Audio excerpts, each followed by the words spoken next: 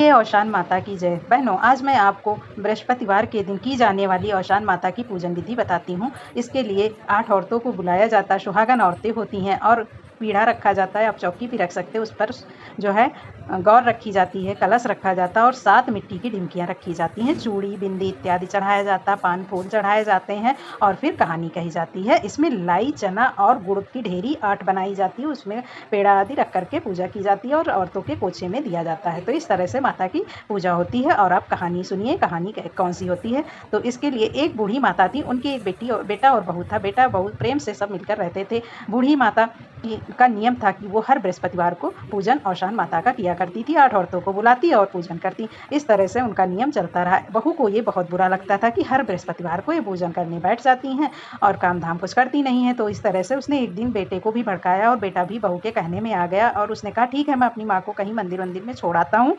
इस तरह से वो एक दिन अपनी माँ से बोला, माँ चलो मैं तुम्हें औशान माता के मंदिर को घुमा लाता हूँ। तो वो बोली चलो बेटा। और इस तरह से बेटा और माँ साथ में निकल दिए।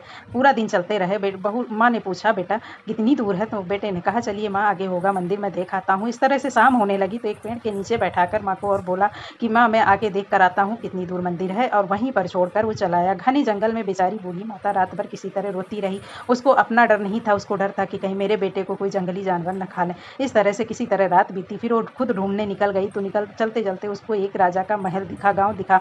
तो वहां पर वो पहुंची और फिर वहीं पर किसी तरह से अपना जीवन यापन करने लगी। तो एक दिन राजा को मिली तो राजा ने उसे अपनी बहन बनाकर अपने महल में रख लिया और इधर रोज नियम से वो पूजा आदि करती रही। फिर राजा के साथ एक दिन ऐसी घटना हुई, राजा की मृत्यु हो गई। राजा का कोई नहीं था, इसलिए सारा राजपाट उस बूढ़ी माता को मिल गया और वो प्रेम से वहीं रहने लगी। इधर बहू के घर में सारा कुछ सब कुछ नष्ट हो गया। बेटा बहू कंगाल हो गए, भीख मांगने जैसी हालत हो गई। तो बहू ने कहा कि चलो कहीं दूसरे राज्य में चलते, यहाँ मांगेंगे तो बहुत बुरा लगेगा। और वो वहीं पर पहुंच गए। धीरे धीरे वहाँ पर जब पहुँचे तो उन्होंने देखा कि बूढ़ी माता रोज़ शाम को वहाँ सारा सामान खरीदने आती थी और उनकी बेटे बहू को भी सामान खरीदा।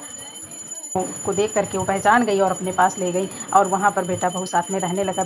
बहू ने एक दिन बूढ़ी माता की पीठ पर तिल देखा तो रोने लगी और कहने लगी मेरी सास की पीठ पर भी ऐसा तिल था, अगर वो मिल जाती तो मैं उन्हें प्रेम से अपने पास रखती और मैं उनके पैर धो करती थी। इस तरह से बूढ़ी माता ने सुना तो उसने कहा कि अगर तुम्हारी सास मिल जाए तो उन्होंने कहा कि हाँ मैं उनको अपने पास रखूँगी। इस तरह से उन दोनों को अपने गले लगाया, कहा मैं ही तुम्हारी सास हूँ और प्रेम से रहने लगे। तो इस तरह से कथा समाप्त होती है और लास्ट में आरती की जाती है और फिर सभी औरतें मिलकर के आरती करती हैं, पूजन करती हैं और फिर वो प्रसाद ग्रहण करती हैं। तो आपको मेरा वीडियो कैसा लगा, लाइक शेयर कमेंट करिए। Thank you.